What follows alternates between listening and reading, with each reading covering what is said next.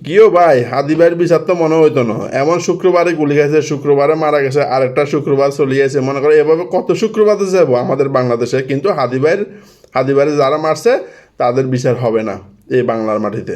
কিন্তু কেন হবে না? কারণ আমাদের বাংলাদেশে যারা আইনমন্ত্রী, স্বরাষ্ট্রমন্ত্রী, তারা চোর ডাকাত ক্ষমতা ফাইলে এরা বুলি জায়গা। আর দ্বিতীয় কথা হচ্ছে গিয়া, হাদি ভাইয়ের মতন এত পপুলার লোকে যদি বিচার যদি না পায়, আমার মতন তোমার মতন যারা নেতার পিছনে আড়িয়ে মানুষের কাছে ছান্দা চায়, ছান্দা উড়া, তাদেরকে যদি কেউ যদি মারে, হাজি বাড়লে তো মানুষের কান্নাকাটিও করে। আমার লে আর আপনার লাগে কান্নাকাটিও করতো না কেউ মানুষ, কেউ আলাদা সাদা বাধা ছিল তাদের মারিলে সে ভালো হয়েছে। এই চিটাঙে এত নেতা এত মানুষ মারা তার কেউ কোনোদিন কান্নাকাটি করছে? করে নাই। কারণ চোর ডাকায় ইডিলে কেউ কান্দে নাকি?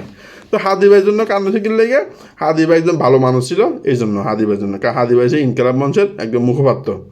আর ওর কোনো এনসিপিতেও আসলো না, তারপরে যে আপনার বিএনপিতেও ছিল না, জামাতেও ছিল না, ওর নিজের একটা পার্টি ছিল।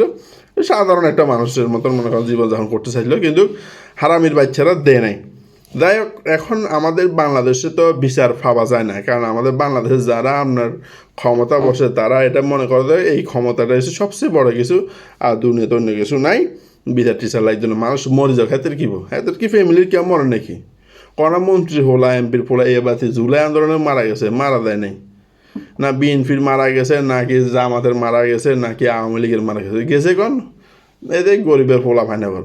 তো যারা নাকি 200-500 টাকা লাগে অমুক ভাই তমুক ভাই ফিসে ফিসে ছিল, তোমাদেরকে বলতেছি ভাই, তোমরা মরে গেলে বিচার তো ফাইতাই না, এবং কি তোমাদের লেগে বলে কেউ কান্নাকাটিও করতো না, এটা খেয়াল রাখিও। তো অতএব এই ওই অমুকের তমুকের পিছনে হাঁটা বাদ দিল, নিজের চলা নিজে চলো, যেমন আমরা চলিয়েছি। কোনো নেতার লগে হাঁটি নেই, সবার সাথে ভালো। হ্যাঁ, কারোর কাছে 1 টাকা দিয়ে চান্দাও চাই নাই।